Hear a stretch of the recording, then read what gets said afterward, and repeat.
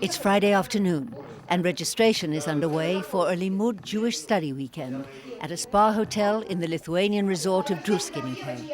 The participants are all members of Lithuania's tiny Jewish community that's struggling to maintain its existence. One of the organizers of the event is Simon Gurevich, whom we met a few days earlier in Vilnius. Yeah, and you're going yes, and you're going schlafen. Yeah? Simon, you're talking to your daughter in Yiddish. Yeah, for sure. In Vilna, which other language could we speak? Oh! But Yiddish is still alive in Vilna? For sure. Many people do speak Yiddish. Unfortunately, not so much the young people, but the older generation does speak. This is the Jewish kindergarten in the Lithuanian capital of Vilnius. In the Soviet times, for my grandparents and parents, to be Jew meant to speak Yiddish. Most of the religious practices were forbidden, and so Yiddish, the Yiddish songs, Yiddish theater, Yiddish newspaper, this was the way to resist the Soviet regime, which wanted to destroy all the rest, what the Nazis did not do. There are officially 5,000 Jews in Lithuania today. The unofficial count is under 3,000. Nonetheless, like the kindergarten, the Sholom Aleichem Jewish Day School is full. Their school plays, like this one, reflect the shadow hanging over the Jews of Lithuania, even at a remove of 4 generations. 95% of Lithuania's 250,000 Jews were murdered in the Shoah, the highest percentage of any European country. Many of them were shot and buried in the forests that fill this country. Forests like the infamous Ponar just outside Vilna.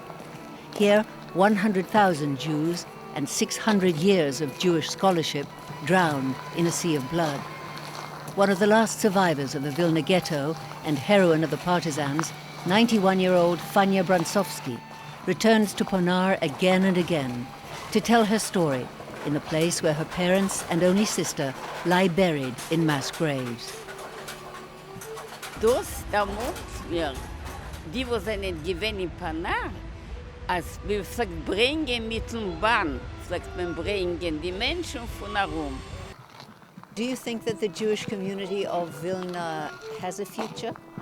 Ja, ich bin Optimistin und dank dem bin ich öfter leben geblieben. Fania is not alone. The tiny Jewish community of Lithuania is fighting to build a bridge to its past and to create a future in a country that collaborated in the murder of its Jews. We do not have these Muslim extremists. We do not have extremists in the government or in the Seimas or parliament. So I think I'm afraid to say, and I don't know how long it will continue, but the situation that we have today, we have just a good environment for the Jews to continue staying here in Lithuania, to developing the community. So we have all the conditions for that. We're driving south to the popular resort town of Druskininkai, once a favorite vacation spot for the Jews of Lithuania. Close to 300 people have gathered here for the mini Limmud weekend, sponsored by the European Jewish Fund. The main aim of the event is to try to attract, through a different way, the people who are not so much affiliated with the community, or maybe they would like to affiliate, but there are not so many events for them. Besides the comforts of a Swedish-style spa hotel, Limmud offers Jewish-centered activities and study sessions, designed to appeal to a wide range of participants. And here at Limmud, we meet Anna, the granddaughter of the Vilna ghetto heroine Fania Bransovsky.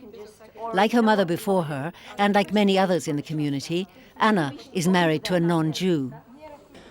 Very, very lately, I feel somewhere inside of me some kind of arousing need for becoming a part of it again and bringing my children closer to the Jewish community. I took the very first step this summer. I took Yiddish language courses in the Vilnius University Yiddish Institute, where my grandma still works as a librarian. So I'm not that much involved into the Jewish community life, but I do have plans. The leaders of the Lithuanian Jewish community believe that mixed marriage need not be an obstacle to Jewish renewal. mostly not Jewish wives are more interested in Judaism than Jewish husbands. No, it's maybe funny, but there is something in that.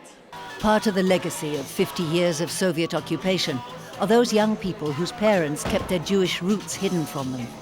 Tanya was born and raised as a Christian and is attending Limmud for the first time.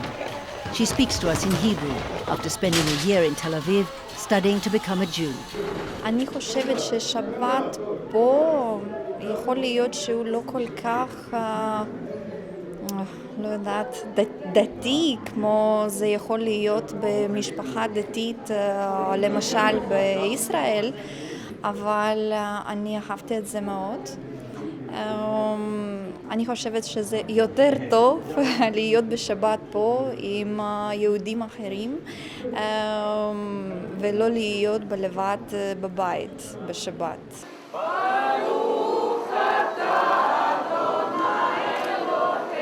As Shabbat draws to a close, Simon conducts a Havdalah ceremony. And the faces of the participants show that something has changed. Windows have been opened in their hearts. Distant memories rekindled. This is Leah Zinda reporting for IBA News in Lithuania.